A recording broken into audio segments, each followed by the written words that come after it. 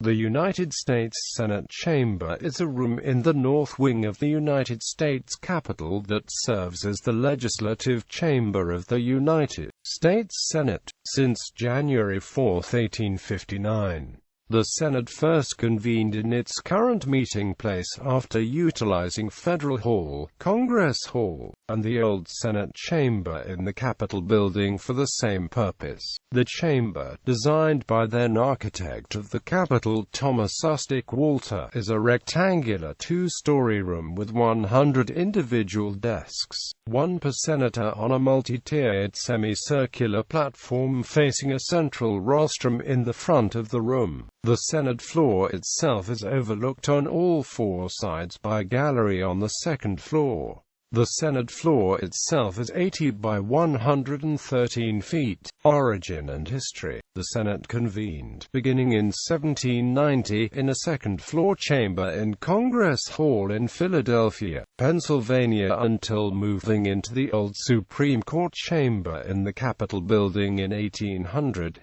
From 1810 to 1859, the Senate utilized the old Senate chamber for legislative functions. During this time, the Senate nearly doubled in size as new states were admitted to the Union. In light of the increased size of both houses of Congress, two new wings were added onto the United States Capitol. Beginning in 1851, the Capitol underwent several expansions, including the new wings and the respective chambers, as well as a new dome design and construction. In addition to expanding the space available for the Senate's use, the chamber's designers were concerned that the room have acoustical and line-of-sight qualities comparable to those of a theater. The construction of the chamber began in 1851 and continued until senators began utilizing the room for legislative business in 1859.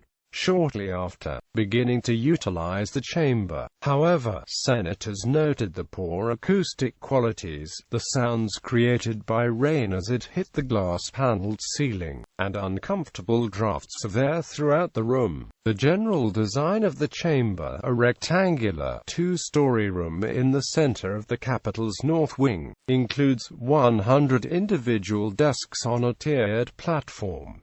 This platform, semicircular in shape, faces a raised rostrum in the front of the room. On all four sides of the chamber's second level, a visitor's gallery overlooks the Senate floor. The Senate first allowed visitors to observe proceedings in 1795. The galleries for observing the Senate, including a women's gallery, became popular destinations for tourists and residents alike throughout the 19th century. Above the presiding officer's desk at the rostrum was the press gallery. Here, reporters are able to observe and cover the proceedings of the Senate. Early usage because of the chamber's theater-like qualities and size. Numerous requests were made and fulfilled to use the chamber for functions other than that of legislation. In 1863, the chamber was used for a presentation of a narrative poem about a Union Army soldier, William Scott, who had fallen asleep at his post and was sentenced to be shot. Among the audience for the performance was the then President of the United States, Abraham Lincoln, who had actually pardoned the Sentinel months earlier. Senators grew tired of the competition for the chamber's usage, however, and allowed the final non-legislative usage of the chamber, a lecture on post-Civil War Reconstruction, before enacting a rule dictating that the chamber would not be used for any purpose other than that of the United States Senate. In 1923, practicing physician and former commissioner of the New York City Board of Health, Royal Copeland began his first term in the Senate. He quickly noted the poor quality of the air in the chamber, arguing that the premature deaths of 34 serving senators over the previous 12 years were caused by the overly hot and poorly humidified air, which he blamed for the spread of common illnesses during the winter and the general discomfort of the chamber during the summer. In June 1924, the Senate voted to adopt a measure by Copeland to improve the living conditions of the Senate chamber. Carrere and Amp Hastings, the architectural firm that had designed the Russell Senate office building, submitted a plan for the improvements, to include removing interior walls and lowering the ceiling, which was subsequently approved by the Senate on May 11, 1928.